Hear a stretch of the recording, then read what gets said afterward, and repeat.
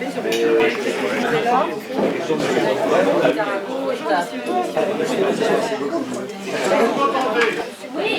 qu'il faut que je crie plus fort? Non.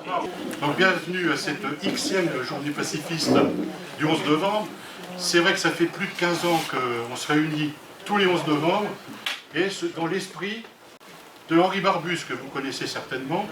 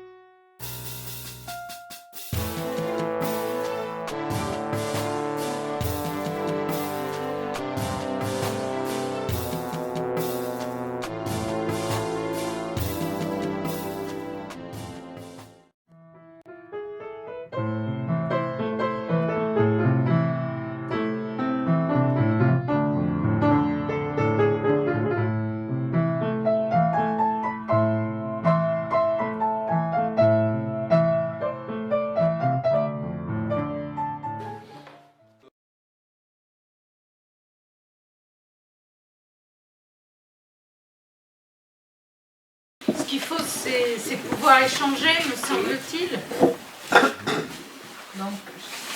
Oui, est-ce qu'il y a des réactions, par exemple, parmi vous? Je suis certain qu'il y a des réactions. Je ne sais pas si vous l'avez déjà vu, si vous le découvrez. Mais, je le découvre. Je vous invite aussi à le voir en version originale. On l'a vu en version française.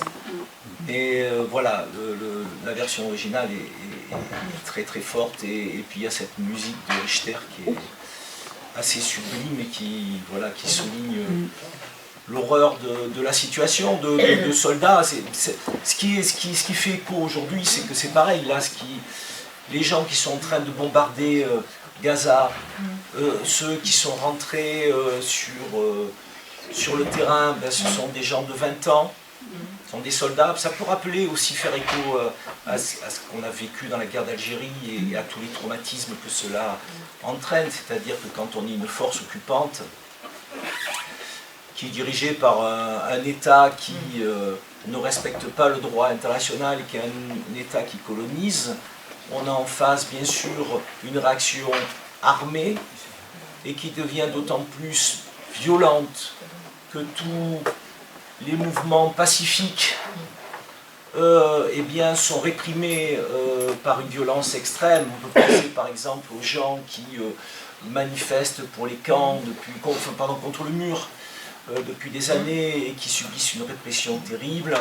À 2018, la marche du retour de mars 2018, d'accord, avec aussi hein, des civils qui se font tuer, et bien après on a effectivement une réaction d'une cruauté terrible, ce qui s'est passé le 7 octobre, en ayant en mémoire que ces gens qui ont massacré et causé aussi un féminicide, enfin bon voilà, je ne vais pas revenir sur les horreurs parce qu'elles sont terribles, mais ce sont des gens de Gaza, des jeunes, pareils,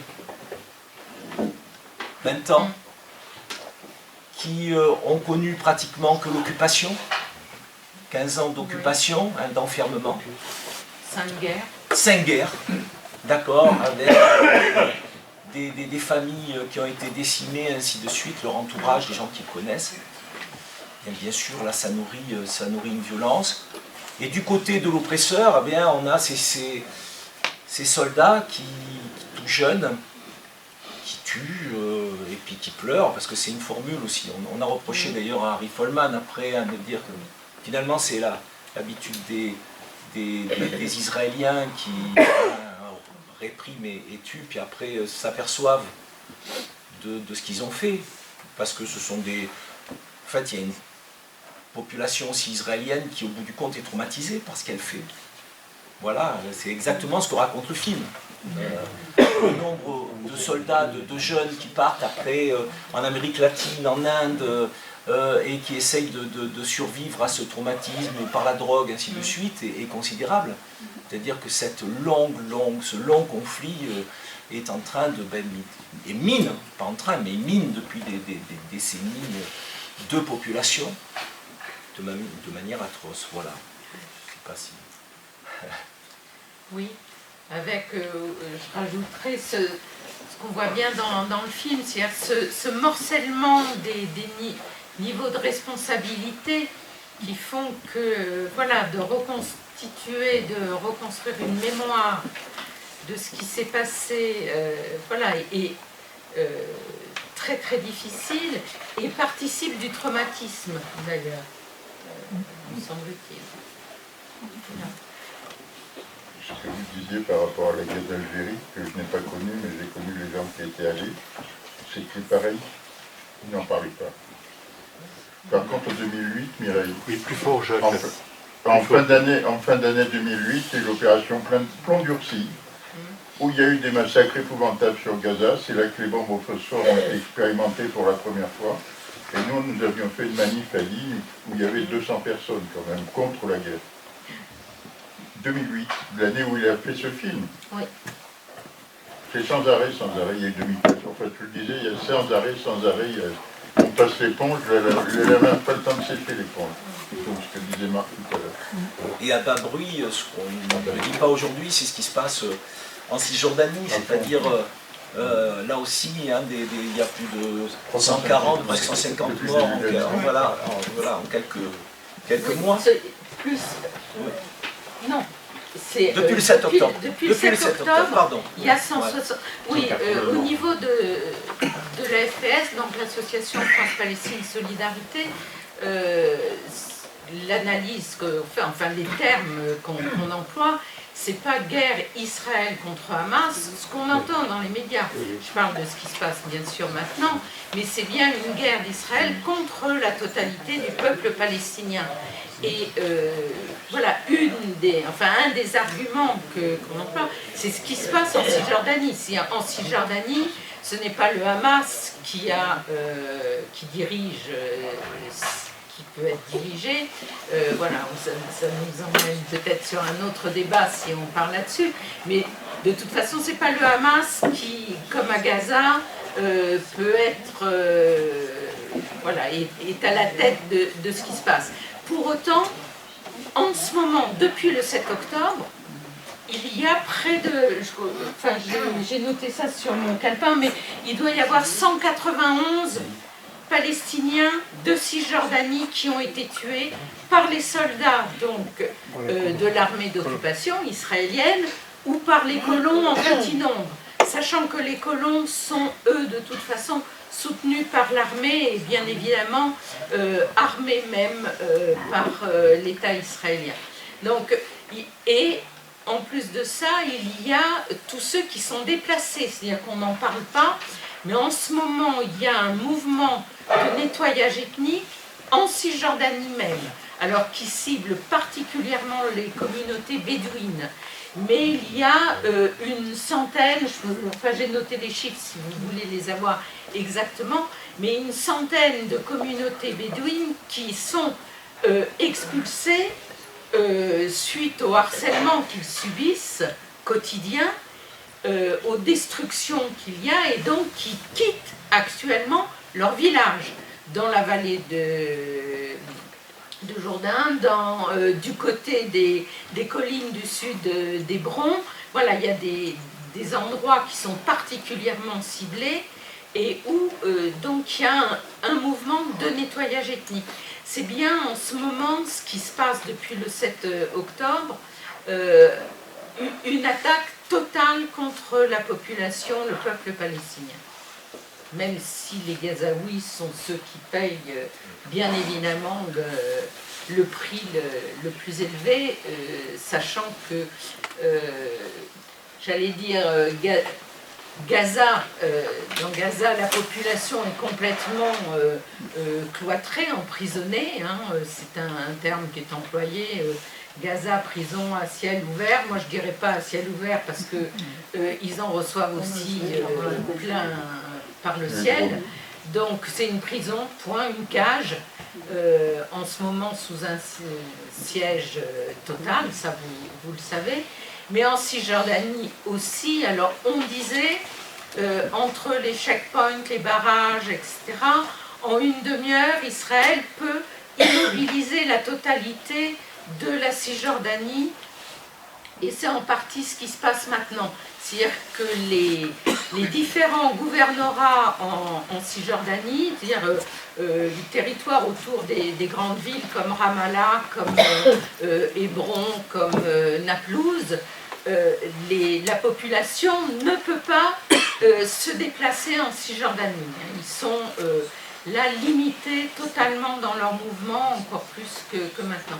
C'est vrai que ça, on en entend très très peu parler en ce moment dans les médias. On parle de Gaza, très peu de ce qui se passe en Cisjordanie. Que les gens ne sortent pas de leur village parce qu'ils ont peur, surtout dans les zones où il y a des colons les plus dangereux, ils restent dans leur village parce qu'ils savent qu'ils risquent de se faire dégommer par les colons. Et ça, c'est la vie quotidienne aujourd'hui des gens en Cisjordanie. Et je voudrais savoir quelle est la fraction des colons la plus, disons, majoritaire. Parce que j'ai vu un documentaire il n'y a pas longtemps concernant les ultra-orthodoxes et tout ça, et on voit qu'il y a réellement un clivage dans la société israélienne en fait. On dirait qu'au sein de la société israélienne, ils sont tous à couteau tiré les uns vers les autres. Il y a des clivages, mais la majorité des colons, ce sont des colons économiques, si on parle de pourcentage. Oui. En fait, le gouvernement a fait, les gouvernements successifs, parce que encore une fois, c'est ancien, les prix à Tel Aviv sont très élevés. Donc l'objectif, bien sûr, des gouvernements, c'est de contrôler la Cisjordanie, et pour certains, bien sûr, pour ceux qui sont au pouvoir, c'est de vider la Cisjordanie de ces Palestiniens qui partent. On retrouve un peu le projet presque de certains lors de la Nakba, hein, c'est-à-dire vraiment d'expulser les Palestiniens. Pour pouvoir, en tout cas, occuper cette Cisjordanie dans un premier temps, eh bien, on a poussé les plus pauvres, entre autres, à s'installer dans les colonies parce que les prix, des loyers sont beaucoup moins élevés. Donc il y a une partie qui est de ces colons qui partent, qui s'installent à Malé Adoumim par exemple, pour des raisons économiques. Et puis il y a un pourcentage non négligeable aujourd'hui et qui augmente parce qu'on a ce glissement vers l'extrême droite de la société israélienne, mais on le retrouve ailleurs. Hein. On voit ce qui se passe aussi dans nos sociétés, mais enfin bon, là ça existe et c'est d'autant plus dramatique qu'il y a l'occupation, bien sûr. Et donc ces colons s'installent, des fois ils créent un lieu d'habitation, hein, quelques caravanes, et tout de suite l'électricité est installée, l'armée vient les protéger, et ces colons des collines, d'accord, sont des gens extrêmement dangereux. D'ailleurs, ils sont armés, hein, mais c'est aussi le propre des Israéliens, c'est-à-dire qu'ils font tous l'armée, et ils gardent en tant que civils, ils ont leurs armes avec eux, et c'est ce que l'on retrouve, ce pourcentage peut-être réduit, mais de plus en plus, puis qui se retrouve au gouvernement, hein. Ben Gvir, c'est ça, Smotrich, c'est pareil. Eh bien, ce sont des colons extrêmement dangereux. Voilà, qui pensent que Dieu a donné cette terre aux Juifs, d'accord, et donc il faut chasser voilà, le peuple de Canaan.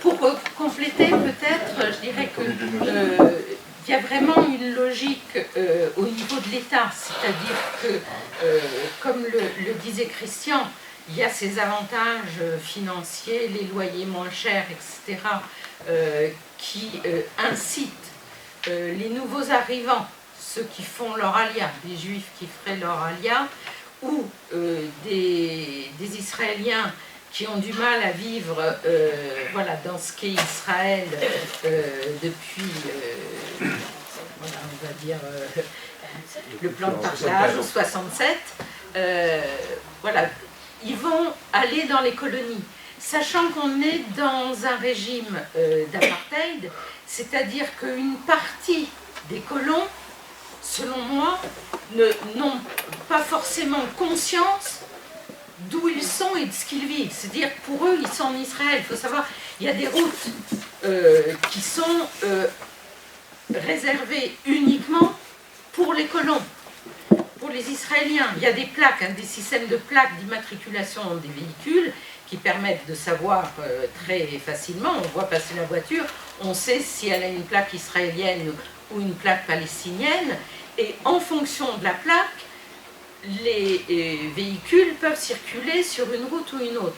Et il y a des autoroutes, parce que c'est des 4 voies au moins, qui sont construites maintenant, enfin depuis quelques années, qui vont de Tel Aviv, de Jérusalem, directement dans des colonies. Donc les colons qui vivent là n'ont pas forcément la conscience qu'ils sont eux-mêmes colons.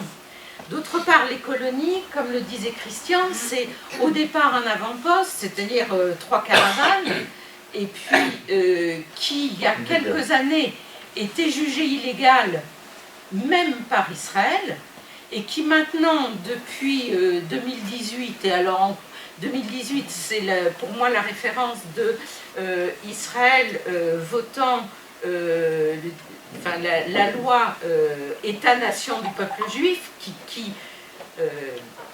formalise vraiment ce que moi j'appelle un régime d'apartheid, mais ces droits différents d'individus et de personnes vivant sur le même territoire. Donc depuis 2018 et puis renforcé depuis décembre, là ça va faire 1 an, avec le nouveau gouvernement d'extrême droite qui vraiment a comme objectif, mais au su de tout le monde, du monde entier, clairement, c'est de favoriser et de coloniser au maximum. Donc les colonies, ça va être un avant-poste, maintenant qui n'est plus jugé illégal, qui va avoir immédiatement effectivement une route, l'électricité, des avantages qui sont liés aux droits israéliens qui s'appliquent. Et puis de l'autre côté, on a des villes entières comme la colonie de Malé Adumim, où il y a 50 000, 60 000 personnes qui vivent. C'est une colonie. Donc quand on parle de colonie, il y a des réalités très différentes. Et les colonies à Jérusalem, par exemple, c'est une maison avec un drapeau dans le quartier de Jérusalem-Est où il va y avoir des colons israéliens gardés par, au pied de l'immeuble, quelques soldats. Voilà, donc quand on parle de colonies, on a des réalités qui sont très très différentes et c'est important d'avoir ça en tête. Voilà. Et donc les personnes, les colons eux-mêmes, effectivement, on a la majorité, c'est des gens qui ont plutôt des difficultés financières ou qui vont choisir de vivre dans une colonie parce qu'il y a un certain nombre d'avantages fiscaux, des loyers moins chers, des écoles, enfin tout est organisé pour que la vie leur soit le plus facile possible, avec l'objectif pour le gouvernement israélien qu'il y ait le maximum de gens qui décident d'aller vivre là. Et puis il y a les extrémistes religieux, et puis il y a... voilà, donc... Je voulais vous poser une question. Quelle lueur d'espoir pour la suite? Est-ce que le peuple, je ne sais pas moi, palestinien doit s'organiser autrement en dehors du Hamas pour constituer une force et même rayonner, que la France fasse une autre position, je n'y crois pas trop, mais nous, qu'est-ce qu'on peut faire? Voilà. Est-ce que vous avez une idée de la lueur d'espoir? Il y a quand même une lueur d'espoir.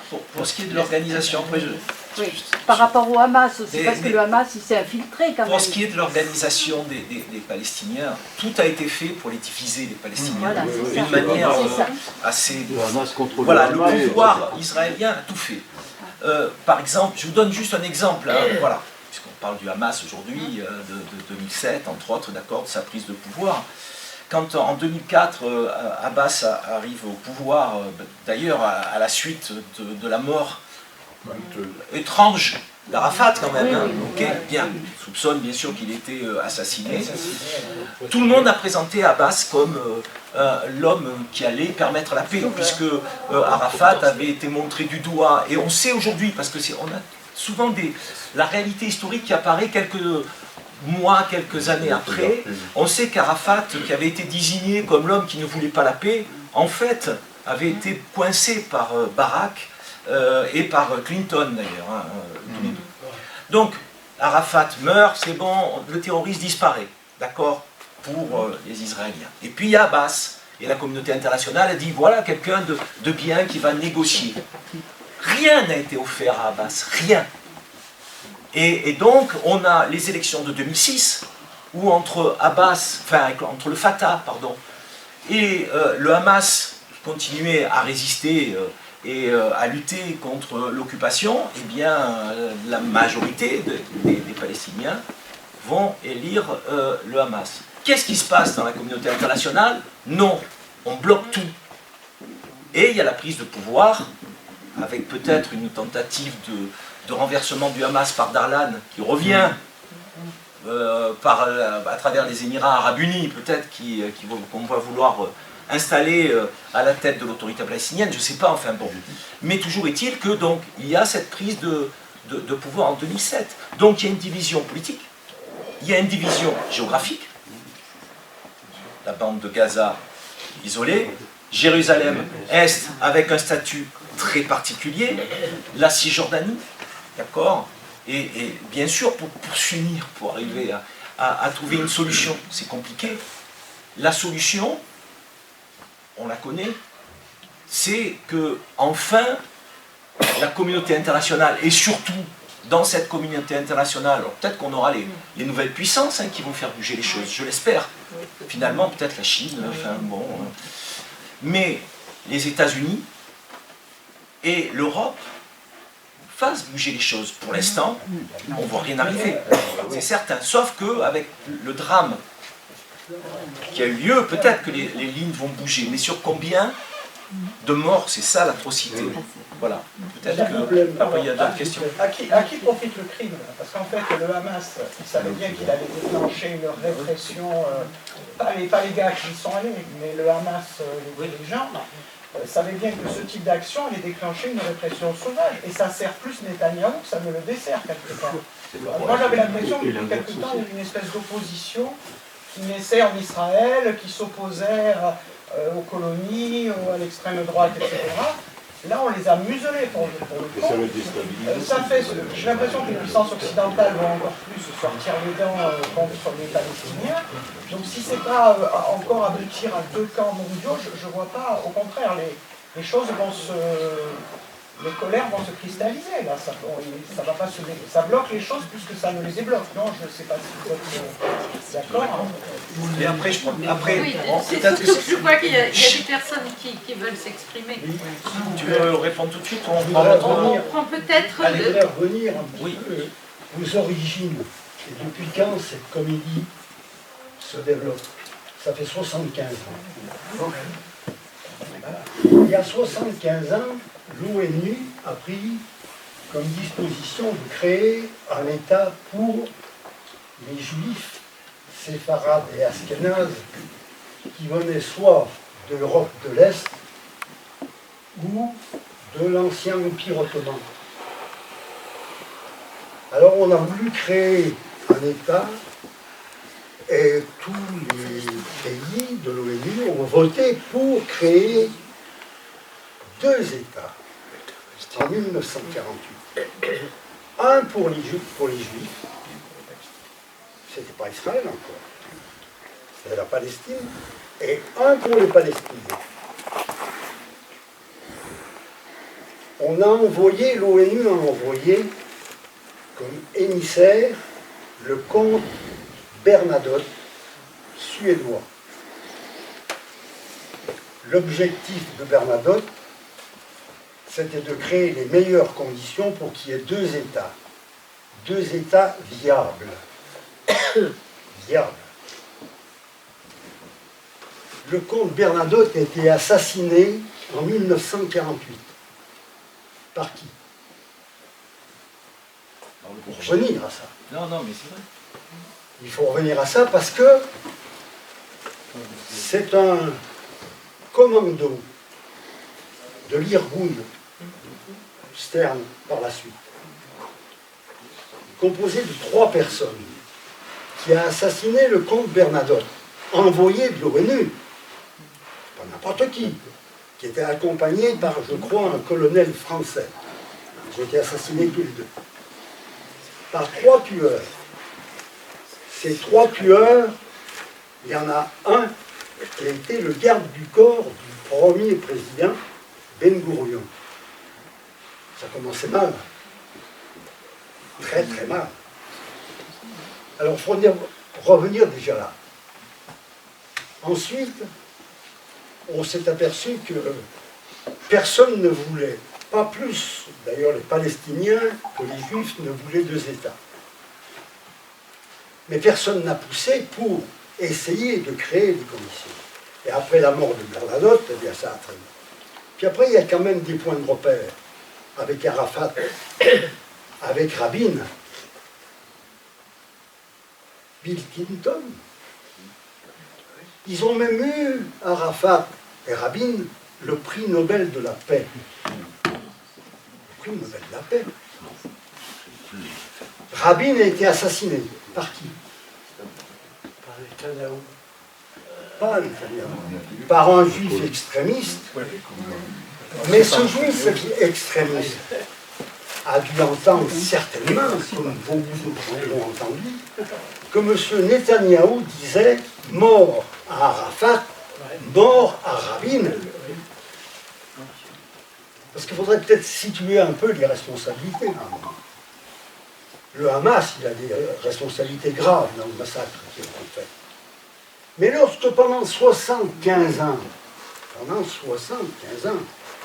on fait de la discrimination permanente de tout le peuple palestinien,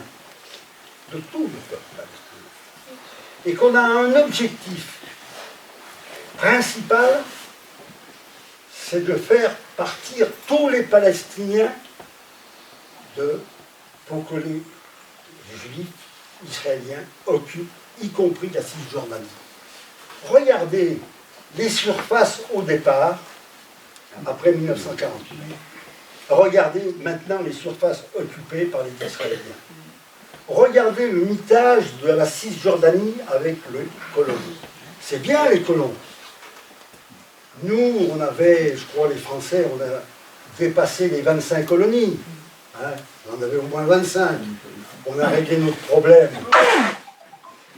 Après, à la fin 62, les Anglais avaient une 50aine de colonies. Maintenant, qui est-ce qui a des colonies? À part Israël. Qui?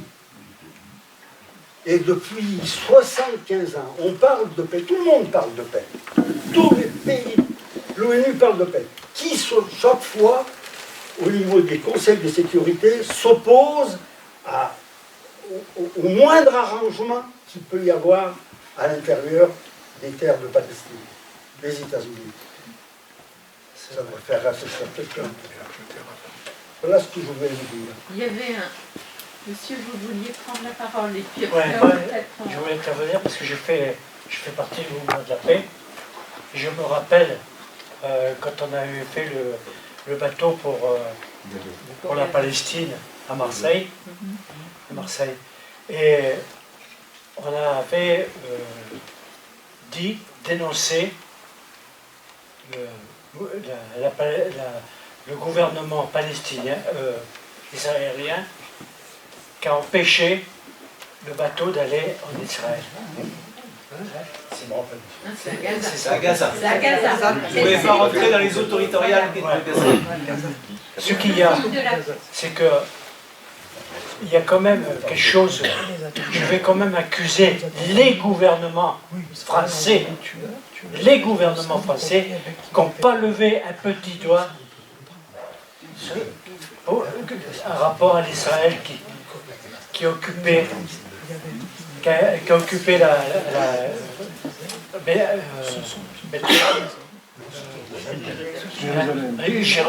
Jérusalem. Personne n'a broché. je regrette ce qui se passe là. Je suis outré de voir comment ça se passe. Moi, le Hamas, il est quand même, c'est des terroristes, il faut le dire carrément, mais le Hamas n'a pas été construit comme ça, parce qu'il y a une partie du gouvernement d'extrême droite fasciste qui a subventionné le Hamas. Et ça, il faut le dire, ça. Il faut le dire. Et ça, c'est vrai. Et moi, ça fait des années que je milite dans le mouvement de la paix, mais je crois qu'on va droit à une guerre mondiale si on continue comme ça. Et je suis outré du comportement des gouvernements qui n'ont pas levé le petit doigt. Aujourd'hui, l'Israël a été attaqué, malheureusement. Je condamne tous ces crimes qui ont été faits, mais il ne faut pas oublier qu'il y a des Palestiniens, des pacifiques palestiniens qui sont renfermés depuis des années en Israël.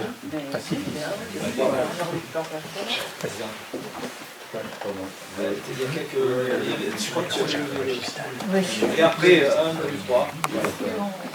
Est-ce qu'on échange ou on vous laisse peut-être parler, puis après on verra si on développe. D'abord, il y a des personnes et des camarades ici qui ont posé le problème de la vie. Il y a des camarades et des personnes présentes ici qui ont posé le problème de l'avenir pour la Palestine. Et il y a des appels qui circulent, et j'en ai apporté un ce matin, qui sont des appels internationaux qu'on tente de promouvoir ici sur le département comme partout en France pour une Palestine libre, indépendante et laïque. Parce que y a-t-il une autre solution, comme d'ailleurs les Français l'ont fait à l'époque de la Révolution, après des siècles de guerre de religion entretenues par les différentes factions de la monarchie absolue, y a-t-il une autre solution que d'unir toutes les personnes qui résident sur la terre palestinienne en un seul État laïque, libre, indépendant, permettant à tous de vivre sur la terre palestinienne avec les mêmes droits, sans discrimination de religion, sans discrimination d'aucune sorte. Et je pense que le problème est posé depuis longtemps. Il y a un appel qui circule, qui a été lancé par One Democratic State Initiative, ODSI, donc aux États-Unis, qui a été signé par plus de 14 018 Palestiniens au 5 novembre. Une lettre ouverte à nos alliés juifs. Si vous avez une minute, je vous lis un extrait. La vérité, il s'adresse donc à leurs alliés juifs qui ont pris position contre les bombardements, pour l'arrêt immédiat des bombardements à Gaza. La vérité est du côté de vos courageuses prises de position politiques. Pendant des centaines d'années, les Juifs ont vécu en paix en Palestine au milieu des Palestiniens et comme Palestiniens. La ville de Gaza elle-même abritait un quartier juif florissant dont la tranquillité n'a été troublée qu'après l'arrivée des sionistes en Palestine. C'est le colonialisme sioniste et non les différences religieuses ou le prétendu choc des civilisations qui est à l'origine de la rupture. Aujourd'hui, notre lutte, en tant que Palestiniens, n'est pas dirigée contre les Juifs, mais contre l'idéologie et le mouvement qui ont créé ce clivage sectaire et l'ont instrumentalisé pour justifier leur entreprise suprémaciste. Notre objectif n'est pas d'expulser les Juifs de Palestine, mais de remplacer le prétendu État juif et ses relations de pouvoir colonial oppressives par son antithèse fondamentale, un État palestinien, laïque et démocratique, du fleuve à la mer. Démocratique en ce sens qu'il garantira des droits égaux et une représentation égale à tous ses citoyens, Laïque en ce sens qu'il garantira la liberté de conscience et ne pratiquera aucune ségrégation sur la base de l'identité religieuse, ethnique ou autre. Palestinien, parce qu'il garantira le retour des réfugiés palestiniens, mettra fin une fois pour toutes à l'apartheid imposé au peuple palestinien et rétablira la société palestinienne multiculturelle telle qu'elle était avant l'arrivée d'Israël, une belle mosaïque de vie. Et c'est vrai que le camarade a raison, en fait la guerre n'a pas commencé le 7 octobre, elle a commencé il y a 75 ans. Et donc, comment dire, et depuis 75 ans, l'État juif sioniste n'a fait que s'étendre au détriment du peuple palestinien par 5 guerres, par une oppression de tous les jours, une apartheid accrue, notamment à partir du siècle XVIII, mais qui existait déjà bien auparavant. Notamment en niant le droit des travailleurs palestiniens à tout droit. Et donc, et ça c'est important de le dire, et c'est la raison pour laquelle moi j'appelle les camarades à rejoindre ce texte d'OSDI qu'on peut trouver sur Internet, et qu'on peut, effectivement, dont on peut débattre. Parce que ça pose question à tout le monde, notamment la question deux États ou un État. Excusez-moi, mais je crois, renseignez-vous bien, je suis né en 1947, donc ça c'est un problème, mais ce qui m'effraie, c'est que quand on a rencontré des Palestiniens et qu'on se soucie un peu de ce qui s'est passé avant, d'abord, les négociations de 46-47 étaient complètement coupées, mais ça c'est mon point de vue. Allez lire comment s'est formé cet accord bancal entre les États arabes et certains représentants de l'ONU et les Anglais d'ailleurs. Non, le plus important, la guerre, ce conflit ne remonte pas à 75 ans. Les gens dont on parlait tout à l'heure, les premiers massacres et tout qui ont amené à la Nakba, c'est-à-dire à chasser les Palestiniens de leurs terres. La propagande qu'on a entendue pendant toute notre jeunesse, c'était les Palestiniens se sont sauvés parce qu'ils attendaient que les armées arabes chassent les Juifs à la mer. Maintenant, ce sont les historiens israéliens eux-mêmes qui ont démontré que ça avait été une purification ethnique, qu'il fallait rejeter les Juifs, rejeter les Arabes, ils ne disaient pas les Palestiniens, ils disaient les Arabes. Il y a tellement d'Arabes dans le coin, ils peuvent bien laisser quelques placements pour les Juifs, les pauvres Juifs. Alors en fait, ces plans-là ont été faits avant la Shoah. J'ai été consterné quand je me suis aperçu qu'un extrémiste juif qui a d'ailleurs entraîné les Chamir et les gens comme ça, et les assassinats de bien d'autres, il s'appelait Jabotinsky. Son livre le plus connu date de 1910, et il voulait faire un mur de fer pour isoler les colons qu'ils essayaient de faire partir en Israël, mais les Juifs n'étaient pas chauds pour partir au Proche-Orient, parce que la Bible, leur croyance, leur disait que c'est Dieu qui devait les amener à Jérusalem, pas une armée. Et les croyants israéliens ont toujours été, jusqu'en 1967-68 à peu près, opposés à la colonisation des politiques d'origine juive, c'est-à-dire les sionistes. Mais les théories sionistes étaient au départ, c'est une théorie nationaliste. Il fallait une terre pour les Juifs qui étaient pourchassés partout en Europe orientale et en Europe centrale. Et ce fameux Jabotinsky, personne ne le regrette, puisque c'est une des plus grandes avenues de Jérusalem ouest. Et des gens comme Netanyahou s'inspirent encore d'un gars comme ça qui lui était laïque. Ne perdez jamais de vue que quand on est antisioniste et qu'on nous traite d'antisémites, c'est vraiment une mascarade historique pour nous diaboliser. Bon, après je me taire parce que c'est trop long comme contenu, mais surtout ça remonte avant 75 ans. Les prémices, et surtout, il y a une chose qui montre bien le rôle qu'ont joué les Anglais, qui ont été épouvantables depuis Balfour, tu l'évoquais tout à l'heure, qui était un évangéliste antisémite, et qui faisait, comme a dit Le Pen beaucoup plus tard, moi les Juifs ne me gênent pas s'ils sont installés en Géorgie. Et c'était la démarche de Balfour, c'était qu'il n'y ait pas le moins de juifs possible en Grande-Bretagne. Et il y a eu un soulèvement. Au début, ça se passait très bien, l'implantation petit à petit des juifs qui s'implantaient dans l'Empire turc.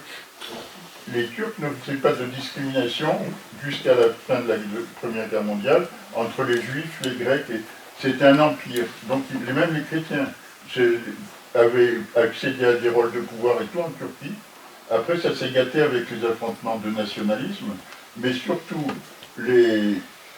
ça s'est beaucoup gâté après 1928, quand justement c'est devenu une politique de peuplement par les sionistes en Palestine. Ils n'étaient pas nombreux, hein, les chiffres je ne les ai pas, mais ils étaient très peu nombreux.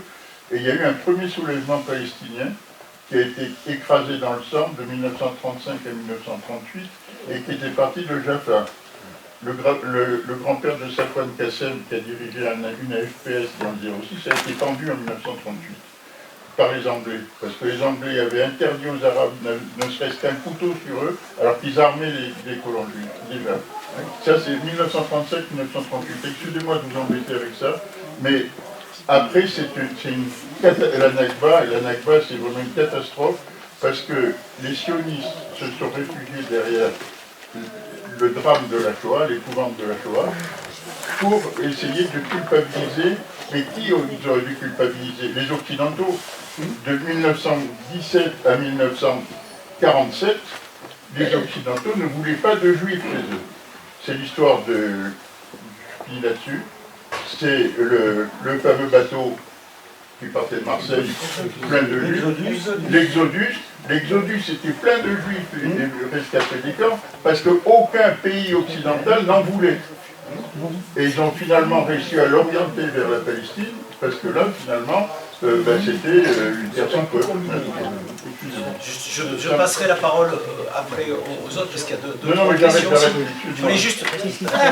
Ah tiens, c'est pas moi. Ouais. Juste dire que, à travers ce que vous avez dit, il y a une responsabilité évidente, ancienne, puisqu'on revient sur l'histoire du monde occidental, qui, pendant des siècles, a mené un anti-judaïsme terrible, entre autres porté par l'Église. On a vu ce que ça a donné, entre autres les Juifs qui ont été expulsés d'Espagne, entre parenthèses, puis après l'antisémitisme qui est né au XIXe siècle. Et effectivement, le sionisme est né de l'oppression vis-à-vis des Juifs, d'accord, dans l'Europe occidentale et dans l'Europe orientale avec les pogroms en Russie. Et donc on s'est débarrassé de la question, effectivement, en soutenant les sionistes, le mouvement sioniste avec la déclaration Balfour, etc. Mais il y avait d'autres interventions, alors je sais plus, parce qu'il y a 1, 2, 3, 4, 5, allez, on va faire comme ça, puis 6 pour toi après. Allez, donc j'ai dit un au fond, c'est ça? Oui, puisque la question qui a été posée, quel espoir on peut avoir, comment ça peut... c'est sûr que tout le monde se pose la question. Moi je pense que la première des choses, aujourd'hui on est en plein dedans, c'est d'exiger le cessez-le-feu immédiat. Et donc de faire pression sur tous ceux qui refusent le cessez-le-feu. Que ce soit tous les gouvernements, bien entendu, mais aussi tous les autres qui d'une façon ou d'une autre, disons, couvrent ce qui est en train de se passer. Ça, c'est une chose. Maintenant, sur la solution future, moi aussi, personnellement, je suis pour un seul État laïque, avec les deux composantes, et où, comme c'est un État laïque, eh ben, tout le monde aura les mêmes droits, qu'ils soient juifs ou palestiniens, ou arabes, ou mahométans, ou quand on les appelle comme on veut, mais, je veux dire, un seul État où chaque composante pourra exister à droit égal avec les autres. Un pays où, comme en France, qui est un État laïque, ben, l'État français, théoriquement, ne devrait reconnaître aucune religion. C'est plus le cas, c'est de moins en moins le cas, ça c'est vrai. Aujourd'hui, puisque tu faisais référence à l'Église l'Église catholique aujourd'hui est à l'affût. Pour récupérer un certain nombre de ces privilèges qu'elle avait auparavant, hein, il faut rompre, c'est d'ailleurs le dénommé Macron qui a dit qu'il fallait rompre le lien, il fallait réparer le lien cassé entre l'Église et la France, et le pays. Donc, effectivement, la solution d'un État unique, moi, ça me convient. Cela étant dit, avant toute chose, quand même, aujourd'hui, c'est exiger le cessez-le-feu, parce qu'un État unique où il n'y aura plus de Palestiniens, parce qu'ils ont été massacrés par Netanyahou et ses bandes de tueurs, et tous ceux qui le soutiennent, tous ceux qui expliquent que Israël a le droit de se défendre, etc. Ça a été le premier attaquant, ça se passait bien au début. Monsieur là-bas, il a expliqué comment ça avait mal tourné petit à petit. Bon, c'est vrai, hein, je vais m'arrêter là, mais je veux dire, il y a des exemples depuis 75 ans maintenant, depuis la création au forceps de l'État d'Israël. Il y a eu des tas d'exemples où on a pu voir que le gouvernement israélien, quel qu'il soit, moi je me souviens, j'étais jeune à l'époque, Golda Meir, bon, la socialiste Golda Meir, qui a maltraité les Arabes comme c'est pas permis, peut-être pas avec la même ampleur que Netanyahou, mais ça se vaut. Ils se valaient tous. D'ailleurs, c'est un État qui a quand même été créé à l'époque, avec, dans les membres du gouvernement, toute une bande de gars, comme Menachem Begin par exemple, qui, leur modèle, c'était un État sur un modèle fasciste italien. Bon, ils ont réprimé les grèves, etc. Ils ont été à la hauteur de ce qu'on attendait d'eux dans la région. C'est quand même eux qui ont permis de casser la grève des travailleurs du pétrole, qui étaient à 95% des Arabes, hein, qui ont cassé la grève au service des grandes compagnies anglaises. Oil, je ne sais plus comment elles s'appelaient, les compagnies anglaises de l'époque. Hein. Voilà, bon, je m'arrête là. Cela dit... Avant qu'on aille plus loin, qu'on reprenne d'autres questions, moi j'ai quand même envie de dire deux choses. Alors, pour reprendre sur la question de l'avenir et des perspectives qu'il y a, effectivement, aujourd'hui, c'est de demander un cessez-le-feu. Voilà, parce que là, ici au moins, aujourd'hui, on est tous d'accord sur cette urgence, voilà. Mais après, moi ça m'ennuie quand on commence à rentrer dans un État, deux États. J'ai envie de dire que la perspective, c'est surtout qu'il y ait la reconnaissance d'un État palestinien. Et à partir de ce moment-là, les Palestiniens auront la possibilité de s'autodéterminer, et à eux et pas à nous, à eux de dire comment ils veulent s'organiser. Un État, deux États, une fédération, que sais-je, ça leur appartient. Donc, ça ne m'empêche pas d'avoir une opinion. Moi je suis allée encore en Palestine et en Israël en mars 2022, la dernière fois que j'y suis allée. Voilà, les Palestiniens... Enfin, j'ai ma propre opinion, les Palestiniens ont la leur, mais la première des choses, c'est de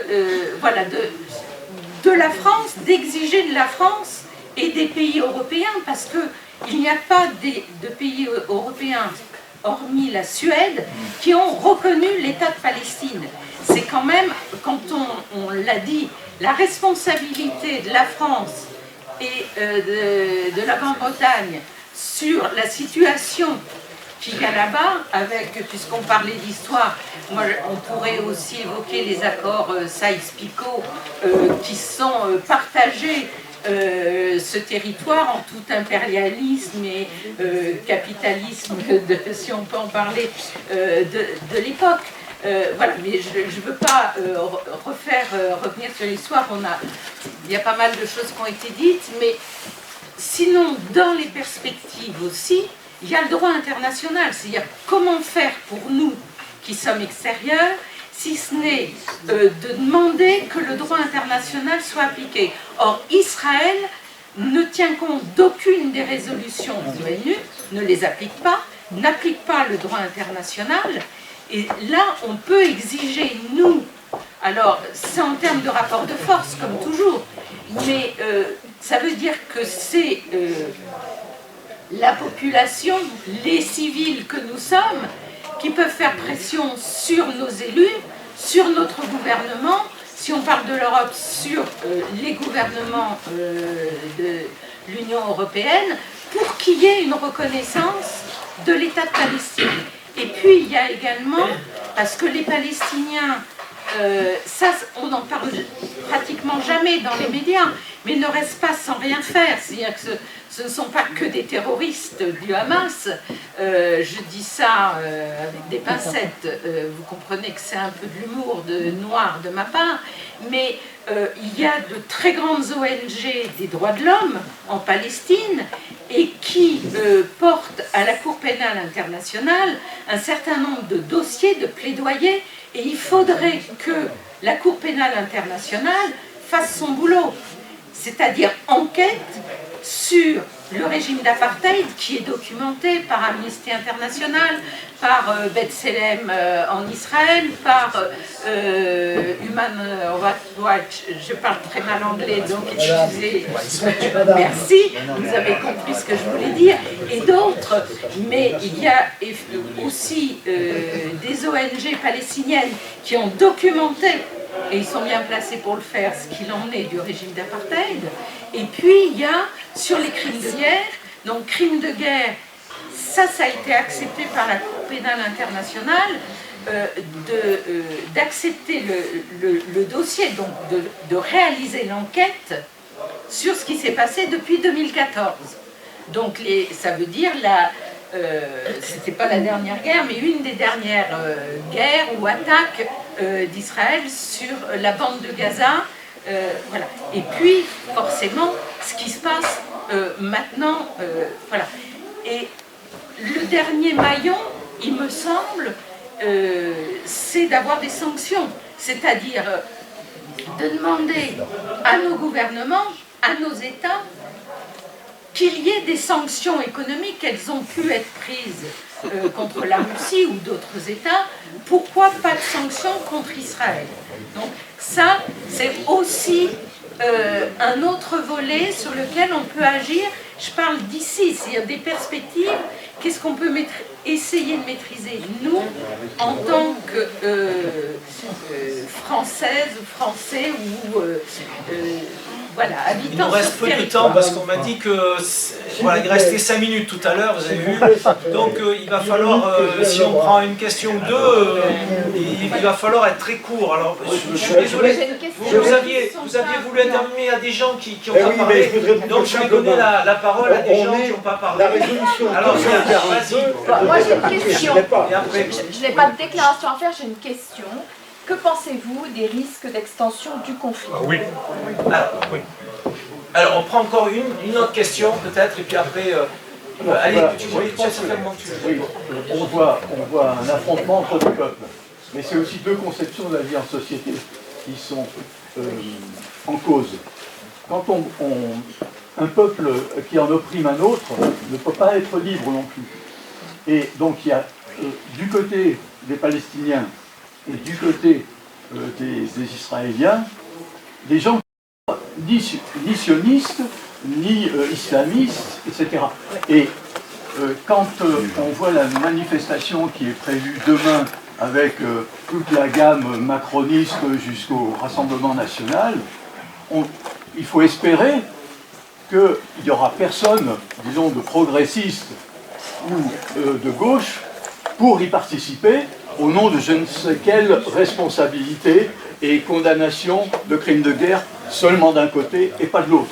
Je voudrais vite répondre, parce qu'encore une fois, je suis désolé, je vais essayer d'être rapide là-dessus. D'abord sur la question de... Oui, le pire peut arriver, en sachant qu'il y a quand même un peu des retenues. On voit par exemple le Hezbollah, vous avez vu, bon, il tire un petit peu, mais il n'ose pas aller trop loin parce qu'il ne veut pas non plus être trop affaibli. L'Iran a d'autres problèmes internes, c'est pas sûr que l'Iran s'engage. Mais on ne sait jamais, hein, un gros dérapage, des bombardements trop violents sur le sud Liban, ça peut effectivement dégénérer. Mais là, j'ai pas de certitude. Effectivement, le seul moyen d'éviter le fait que ça dégénère, c'est encore une fois que nos États agissent. Bon. Pour ce qui est de la manifestation, alors, on est coincé dans cette manifestation parce qu'il y a un véritable antisémitisme qui monte, c'est une réalité, et donc il faut la condamner. Le problème, c'est qu'il n'y a pas eu de réaction peut-être assez rapide pour dire, ben nous on fait une contre-manifestation, mais vous voyez, des forces de gauche en disant massive, en disant non, et en associant l'antisémitisme, le racisme, l'islamophobie, le racisme anti-arabe, etc., etc. Mais en dénonçant cette montée que l'on voit poindre à l'intérieur de notre société, parce qu'il y a une vraie déchirure. L'islamophobie, ça fait un moment qu'elle est là. L'antisémitisme, il est réel, d'accord. Et il faut aussi avoir en tête qu'on parlait il faut éviter d'essentialiser les gens. On sait qu'une partie des juifs français sont attachés à Israël. Qu'à l'intérieur, on peut dire c'est presque à l'intérieur des cellules, la peur du génocide, etc. est là, et c'est une réalité. Et je crois qu'il faut, et c'est ce qu'on n'a pas compris pour moi, Mélenchon, quand il est dans son premier tweet, c'est le sentiment profond qu'a touché les Juifs en France et dans le monde à cause des atrocités.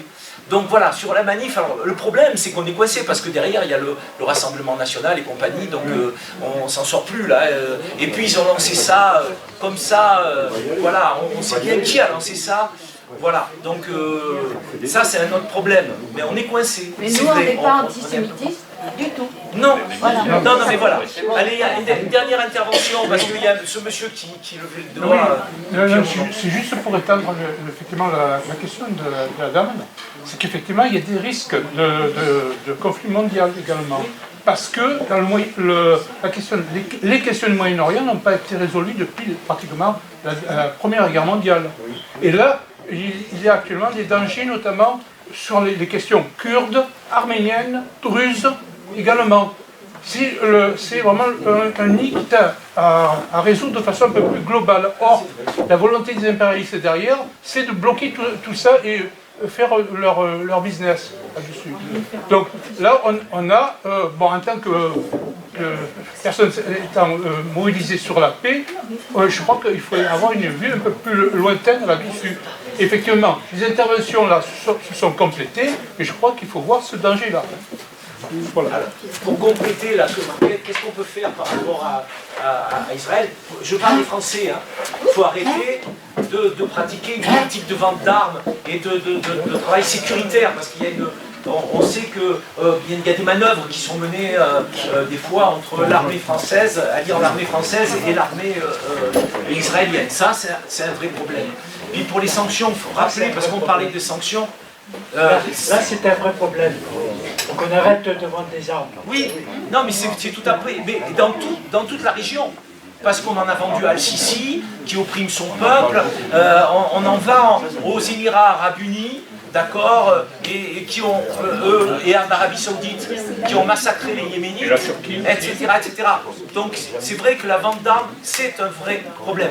Et puis, dernière chose sur la sanction, tu parlais des sanctions, l'accord, on le répète, on n'arrête pas de le redire, il y a un accord majeur qu'il faudrait pouvoir faire stopper, parce que c'est une arme économique très importante, c'est l'accord UE-Israël.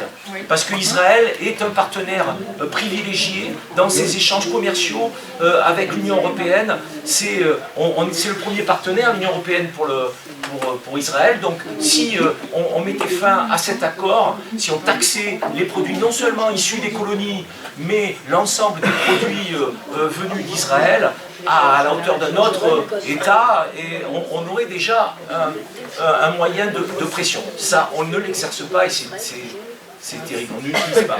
La suspension de cet accord, c'est un élément essentiel. Voilà, si on pouvait y arriver, parce que les enjeux économiques sont énormes. Mais c'est juste pour renforcer ce que j'ai bien dit. On est tout le temps sur la défense du peuple palestinien, défense du peuple palestinien, défense de Gaza, etc. Et on n'est jamais dans la contre-offensive. Oui, et en défendant les Palestiniens, on défend les Israéliens, le peuple israélien, pas les gouvernements. Le peuple, parce que finalement, c'est un État qui devait protéger les Juifs d'Europe, et c'est un État qui est extrêmement dangereux pour les Juifs, au bout du compte aussi, hein, ceux qui y habitent. Et même, par écho, ceux qui sont à l'extérieur. Allez, la dernière, alors la dernière. Je vais pour être bref, parce que je partage complètement ce qu'a dit Mireille et ce qu'a dit Christian, et ce que tu viens de dire. C'est sur cet après, comment faire? Parce qu'honnêtement, quand on voit la situation, on a parfois le sentiment qu'il n'y a plus d'issue. On est face à deux mouvements idéologiques d'extrême droite qui s'alimentent mutuellement. Le Hamas sert l'extrême droite israélienne et l'extrême droite israélienne sert le Hamas. Je veux dire, on est confronté à cette réalité-là et ça devient très compliqué. Donc, par contre, ce qui me semble, c'est que quand même, il y a je voudrais faire deux remarques sur la possibilité de l'action. C'est que on n'a pas évoqué, c'est pour ça que j'interviens, les pacifistes israéliens et les pacifistes palestiniens. Je leur tire mon chapeau. Parce qu'aussi bien les uns que les autres sont sous une pression terrible. Et je pense que c'est avec eux qu'on fera. Sans eux, on ne fera pas. Et y compris, ça répond à la question de quel avenir, deux États, un État laïque, c'est aussi eux qui le construiront. Et c'est eux qu'on doit aider. La question, c'est qu'est-ce qu'on fait pour les aider? Il me semble que c'est ça la première question. La deuxième remarque que je voulais faire, c'est que je trouve insupportable l'instrumentalisation qui est faite et les manœuvres politiciennes des uns et des autres pour exister face à un conflit qui franchement est un état de situation tel que le rassemblement est possible sur la paix, contre le racisme anti-musulman, contre l'antisémitisme. Voilà. Et surtout l'attitude fourbe de Macron et de son gouvernement. J'ai dit l'instrumentalisation par tous. La droite. Non, par tous. On va aller manger, mais il y avait une réponse quand même par rapport à ce que tu disais. Je profite d'être dans une place où j'ai plus facilement la parole que d'autres qui lèvent la main et qui n'ont pas, mais je ne peux pas passer à côté du fait de faire un peu de publicité pour la FPS. Et entre autres pour sa publication. On a une publication trimestrielle qui s'appelle Palestine Solidarité. On n'est pas du tout obligé d'être adhérent de la FPS pour avoir accès à cette revue.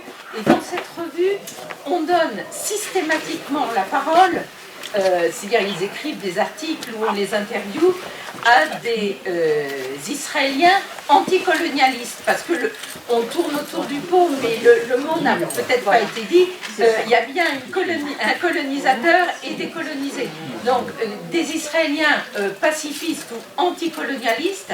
Et j'en profite pour dire que il y a une association qui s'appelle Breaking the Silence, toujours avec mon bel accent anglais, qui est une ONG israélienne qui est, du coup ça me refait la passerelle avec le film qu'on a vu, c'est-à-dire ce sont des anciens soldats israéliens qui, après avoir fait leurs 3 ans de service, s'ils ne sont pas intervenus pendant un temps de guerre, et leur service en Cisjordanie, j'entends, où contrôlent la population, prennent conscience, généralement après coup, de ce qui s'est passé, et donc ils ont créé une association où ils peuvent libérer un petit peu la parole de ce qu'ils ont fait et de la culpabilité, enfin voilà, des conséquences psychologiques que ça peut avoir pour eux. Et donc il y a des représentants de Breaking the Silence, si tout se passe bien, qui vont venir en décembre en France. Et on a prévu de les interviewer donc dans le prochain numéro de notre revue. Il y aura 2 pages sur eux, j'essaierai de vous les communiquer. Je me débrouillerai pour que ça arrive. Mais donc, il y a effectivement des anti-colonialistes, et pour parler sans prendre trop de temps, mais d'une petite anecdote personnelle, une des dernières fois je suis allée en Palestine-Israël, donc j'ai été arrêtée et conduite dans une colonie, donc j'étais en Cisjordanie, à un avant-poste, donc une colonie qui allait se construire, et j'étais avec des amis palestiniens et puis d'autres internationaux pour essayer de bloquer la situation.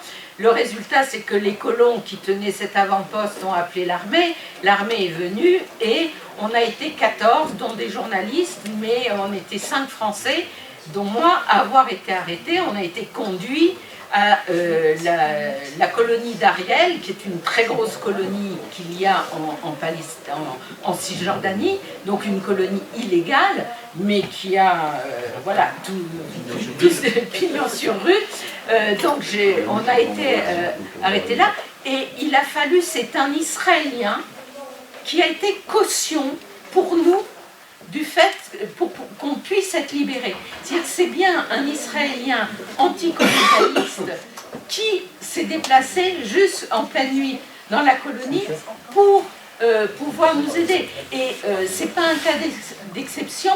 Malheureusement, en ce moment, les échos qu'on a de nos amis, et vous avez peut-être entendu l'interview de Michel Warshawski, qui parle parfaitement français et qui est israélien, qui vit à Jérusalem. Il a été interviewé par Radio Zinzine. Moi, j'ai pas pu entendre, mais enfin, je sais ce qu'il dit. Et il dit qu'en ce moment, ils ont assez peur, c'est-à-dire que les anticolonialistes israéliens en ce moment ne peuvent pratiquement pas exprimer leurs pensées parce qu'ils sont menacés, de façon, leur vie est menacée. Bravo.